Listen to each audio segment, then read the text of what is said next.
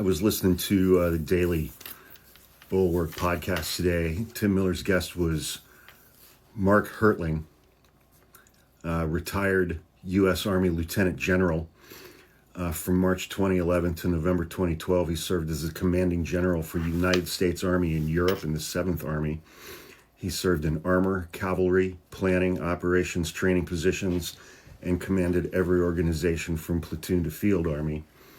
He commanded the 1st Armored Division in Task Force Iron Multinational Division North in Iraq during the troop surge from 2007 to 2008.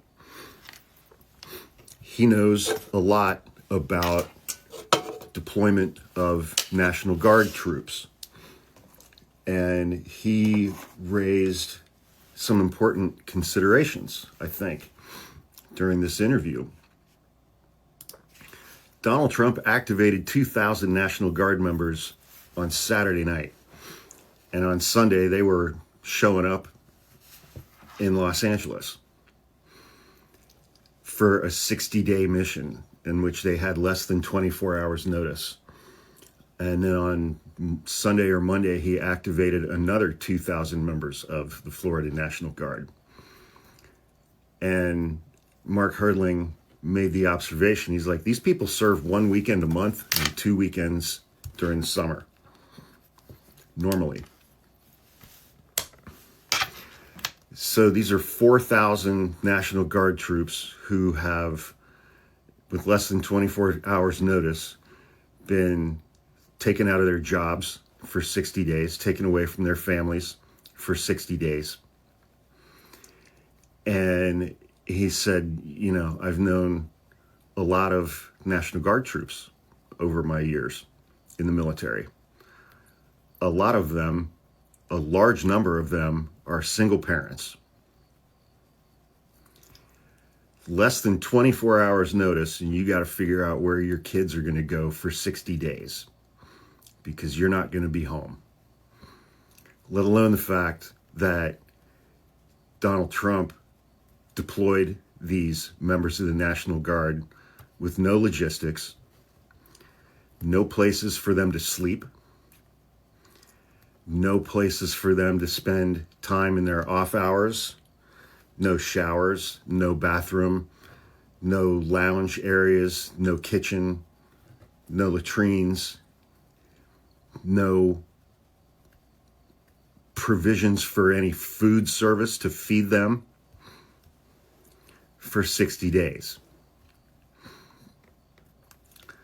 And Mark Hertling is like, you know, so it's like when you're deploying these types of troops, because the second that they are federalized, they are no longer the responsibility of the state. They are federal military troops under the responsibility of the President of the United States and the Department of Defense. And zero planning was put into any of this.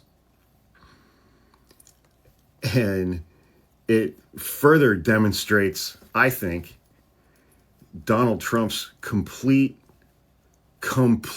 lack of respect for the United States military.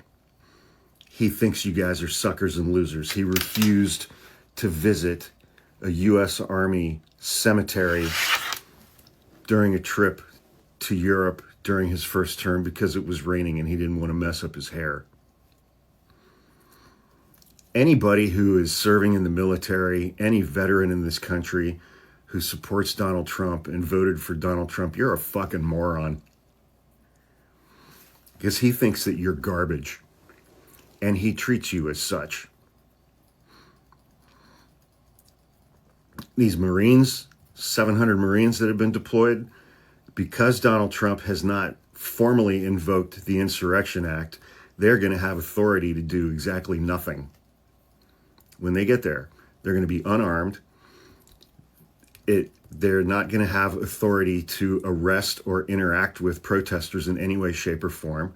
They're not going to have the authority to put their hands on anybody unless they are personally, individually threatened in a moment. Donald Trump doesn't give a shit about any of this. Donald Trump doesn't give a shit about any of this because Donald Trump doesn't care about any soldier, airman, seaman, Marine, National Guard member, Coast Guard member serving in the United States military. I mean, how do you support a president who thinks you're a piece of shit and does not care, doesn't even think of the disruption to your life? He is using you as a tool. He cares as much about you as he cares about a hammer when he needs to put a nail into a wall. That's it.